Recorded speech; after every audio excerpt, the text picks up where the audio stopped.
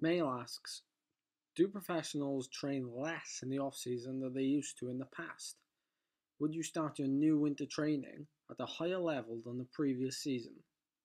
I remember like when I was first starting cycling, and they used to like the guys like Jan Ulrich and Lance Armstrong, they almost had like two completely different off-season preparation plans. Ulrich was renowned for putting on a lot of weight in a very short space of time, and then kind of finding it very difficult as, you know, January and February came to get himself into the shape he needed to be in. He used to turn up at a lot of pre-season training camps very, very, very overweight, you know, and completely out of shape. And, you know, Armstrong used to be kind of similar, but not to the certain extent, not to the extent that Ulrich was. As seasons get longer and longer, so, you know, some of the guys start racing in January and they don't finish till the end of September. I've only just finished now, so but I didn't start until March. You know, the seasons, they all kind of amalgamate into one long, just the whole year is almost your season. So it is very stressful in a way that you've got to be on it nearly all the time now, and you get to the certain point where you've got to learn to be switched on 100% of the time. When you do take that break, the inevitable break you do take, which can be for me now anywhere between 2 and 4 weeks of complete bike rest. I can do, you know, other activities obviously. I won't just be a complete vegetable on the sofa. It's getting to the point where you take the break, you come back, and you don't rush things.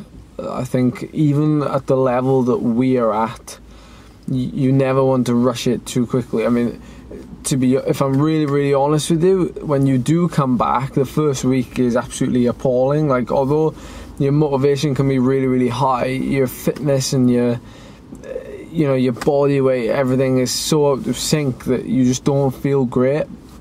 Although you're doing what you love, and, you know, you're back doing what you love, it doesn't quite transition. So you almost get this feeling of like, I don't actually want to do this, because I remember what I was like, you know, a month ago. I was absolutely flying. I was winning hill climbs. I was like setting new PBs and doing this and this. And then you come back and you're like, I feel so crap now. So to a certain extent, you've got to keep your cool. And I think this goes for anybody, you know, amateur, professional. You've got to take it easy to begin with and work yourself back in. But you don't just go to bull the gate, then, you know, after 2 or 3 weeks you don't go back into full-on, you know, big volume training. It's not quite like that.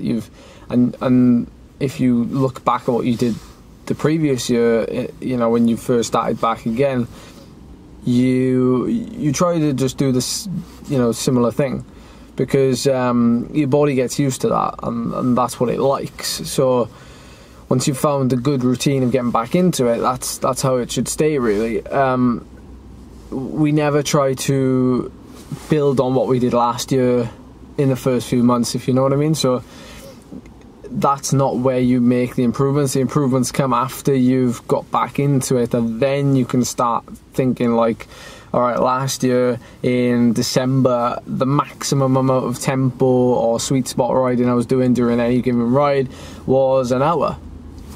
So this year you might think, well, let's go for an hour and a half. So, you know, it's that kind of thing. But in the first month, it's just, you know, get back to it, get used to it. That's the absolute main priority.